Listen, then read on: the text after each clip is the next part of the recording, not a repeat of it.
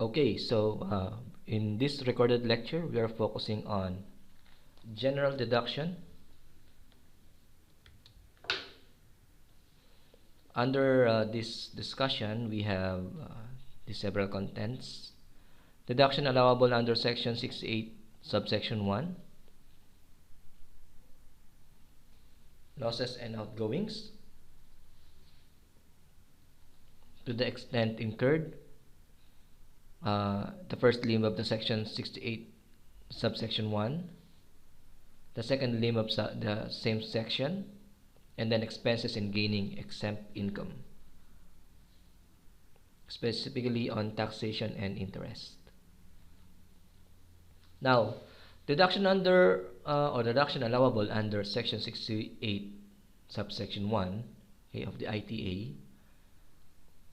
Allowable deduction means a deduction allowed or allowable under ITA.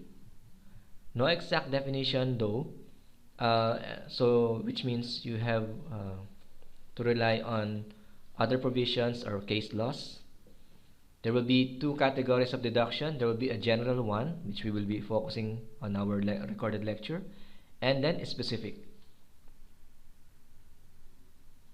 Now, in Section 68, subsection 1, it talks about losses and outgoings.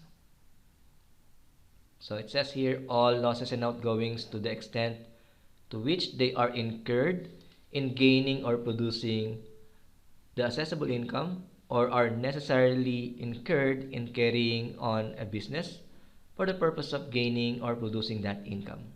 That will be considered as an allowable deduction, except to which they are losses or outgoings of capital, or of a capital, private, or domestic nature, or are incurred in relation to gaining or production of exempt income.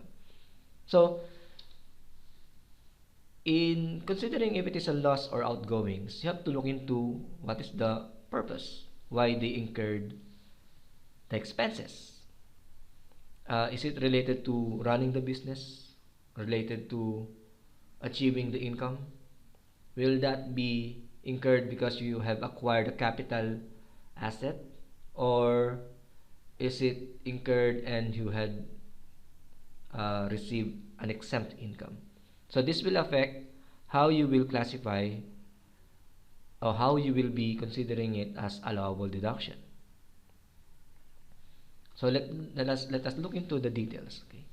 So to the extent incurred, it says it is deductible incurred in gaining or producing assessable income. Now it is non-deductible if that is incurred due to acquiring capital or capital asset, shall we say, and then incurred because of it is for private or domestic purpose, and it is incurred because it you want to gain an exempt income. So those will be non-deductible.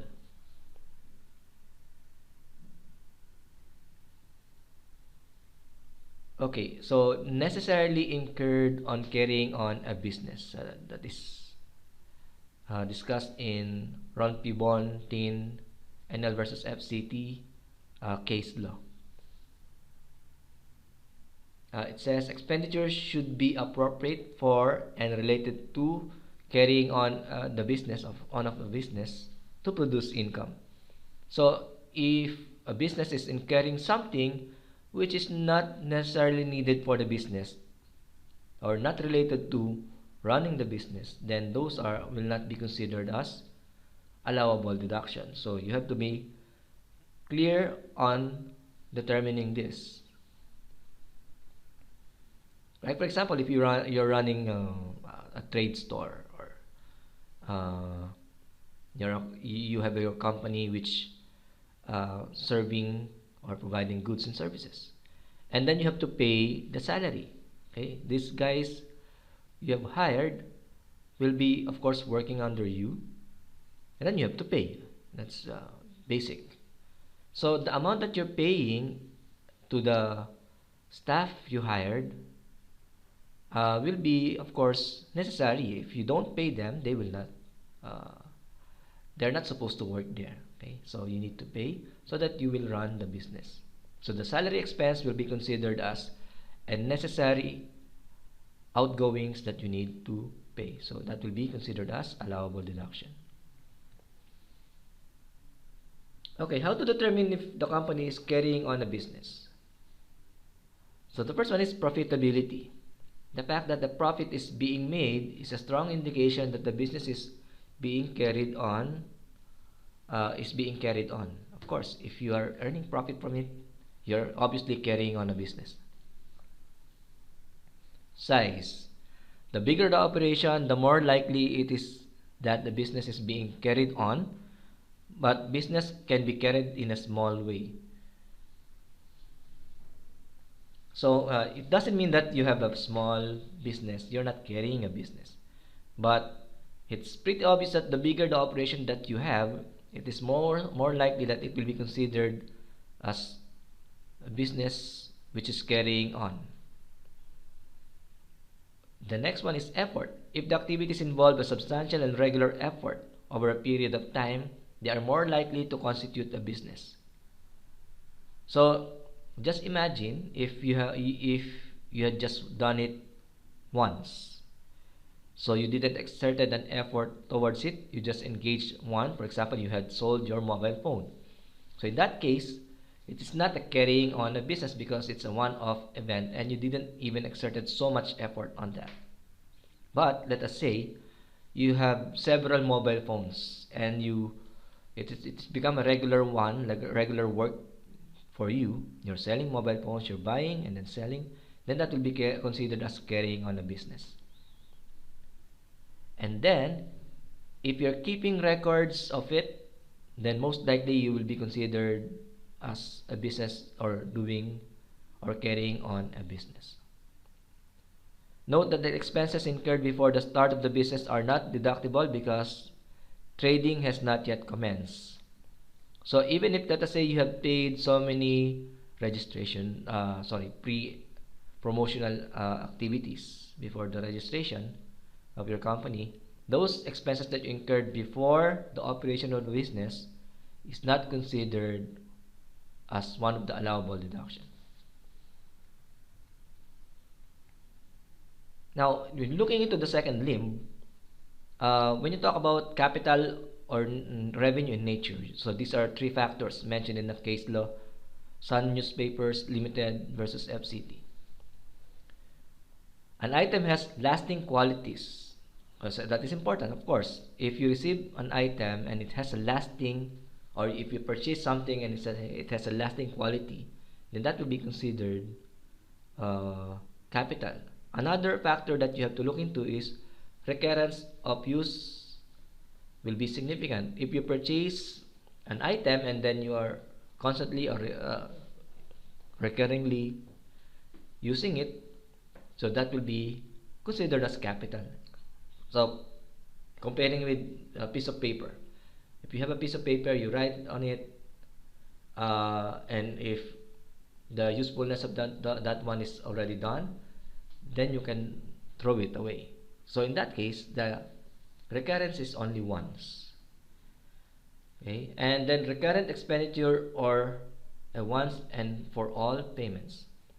So you spend money on over that item and then you only pay once, a bulk one. Okay, so it means that it will be considered as capital.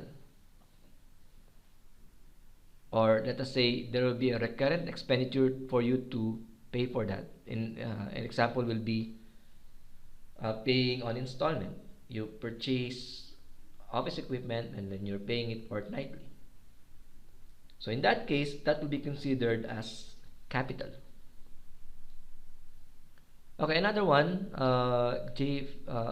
John Fairfax and Sons Proprietary Limited versus FCT. Legal costs incurred in defending share issues during the takeover battle, that will be considered capital in nature.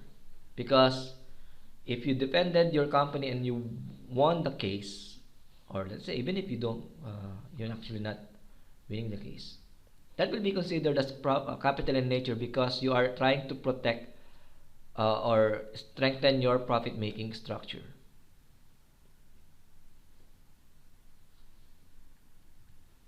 Okay, so how about private and domestic expenses? Okay, under uh, both Looney versus FCT and then FCT versus FIN, it involves the traveling expenses. Okay, deduction was disallowed for traveling expenses incurred from traveling from the taxpayer's home to his place of work. So that is considered as private in nature. So if you're coming from your house and then uh, traveling towards your workplace, the expenses that you incurred will be considered as private in nature. But there's another one here, traveling expenses while abroad to keep up to date with the modern trends of his profession is deductible.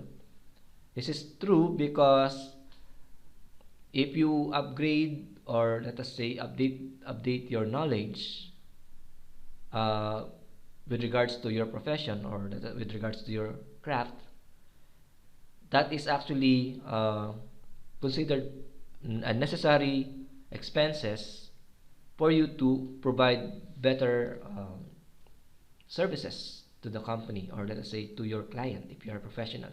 So in that case, that will be considered uh, incurred in gaining and producing accessible income. So that is allowed, or that will be considered allowable deduction. Now, expenses in gaining exempt income, okay, under taxation and interest. Interest is income from property unless earned from money lending. That will be because money lending, interest earned from money lending will be considered as ordinary income. Now, interest in income from property, that will be considered as statutory income. Derived when it is due and payable under the appropriate agreement, whether it is cash or accrual. Interest is deductible as an expense if borrowed for an income producing purpose. Take note of this, because if you borrowed money and then you use the money for private purpose, that will not be allowed as a deduction. Okay, so you can see in EUR versus FCT, the portion of the interest is deductible because it was used for income producing purpose, but the rest of the fund was used uh, for private purpose. So which means the portion of the interest pertaining to private fund, or fund that is used for private purposes, that will be disallowed as deduction. Only the portion of interest which pertains to the fund used for income producing purpose will be considered as deductible. Now in FCT versus Total Holdings Proprietary Limited, subsidiary used the fund to improve its profit capability. So in that case, if they use the fund to improve its profit capability, the interest expense incurred here will be uh, allowable deduction, or will be allowed as a deduction. And that's it for my recorded lecture. Thank you for watching, and hope you learned something.